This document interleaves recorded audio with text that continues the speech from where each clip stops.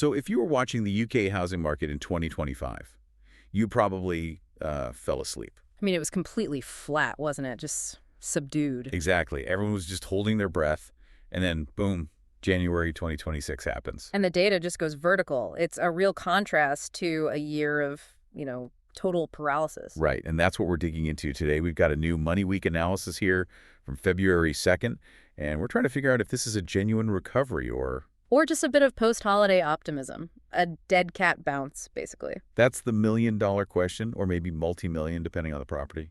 We have to parse what's actually happening. Especially with such conflicting signals.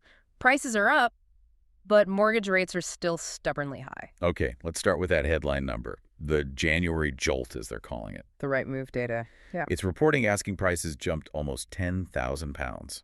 That's a 2.8% rise in just 1 month. It is, and that's the biggest jump for this time of year in 25 years, which sounds dramatic. But, and there's always a but with these things, right move is asking prices. Precisely. It's a measure of seller confidence.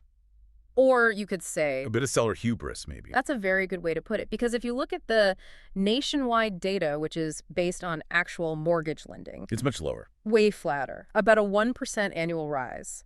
So you've got this gap between what sellers want and what banks are actually valuing properties at. And that's where the standoff is. Yeah. It makes sense, though. 2025 was just waiting. You had the stamp duty relief hangover. And then everyone just paused, waiting for the autumn budget. So now we have certainty. But certainty doesn't mean things are cheap. We're in a new normal now, We are. The average 2-year fixed rate is sitting at 4.85%. which is a world away from the, 2.5% we saw back in 2021? A huge leap in monthly costs. But what's fascinating is the resilience. It seems people are adjusting. They're not waiting for those 2% rates to come back. No, it seems they're pricing in this 4% reality and, getting on with their lives. But this resilience isn't spread evenly across the country, is it?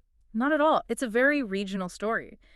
The standout performer by a country mile is Northern Ireland. Still going strong then. Oh, absolutely. It was up 9.7% in 2025. It's a classic catch-up game. Because prices there were just undervalued for so long compared to local incomes. Exactly. And now that gap is closing, and it's closing fast. Whereas London and the southeast have sort of hit a wall. A total affordability wall. The maths just doesn't work for a lot of people at these interest rates. The premium market is really struggling. And that split has to be the key thing when we look at forecasts for this year. It's the whole story. For 2026, most predictions are pretty modest. Hampton says 2.5% growth. Savills is predicting 2%. Slow and steady. Slow and steady is the consensus, yeah. But the long game is where it gets interesting. Savills has a forecast looking all the way to 2030. And I'm guessing they aren't betting on London leading the charge. Yeah. Not at all. They're predicting total UK growth of about 22%. But they think regions like Yorkshire and the Northeast could grow by almost 21%.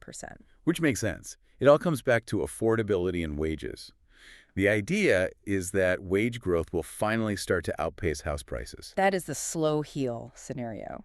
Affordability gradually repairs itself without a massive market crash. Right. So to wrap this up, the market has woken up, but it's a very different market depending on where you are. Completely. It's a regional story, all driven by that affordability question. Which brings us to the policy side. There's this mansion tax on the horizon for 2028, targeting homes over £2 million. It grabs headlines for sure, but when you look at the numbers, it only affects about 1% of homes. Barely a drop in the ocean. And that leaves us with a big final thought for you to chew on. Does policy like this actually shift the market in a meaningful way? Or is the market just a slave to the fundamentals, supply, demand, and what's actually in people's pay packets? Something to consider. Thanks for joining us for this deep dive. Until next time.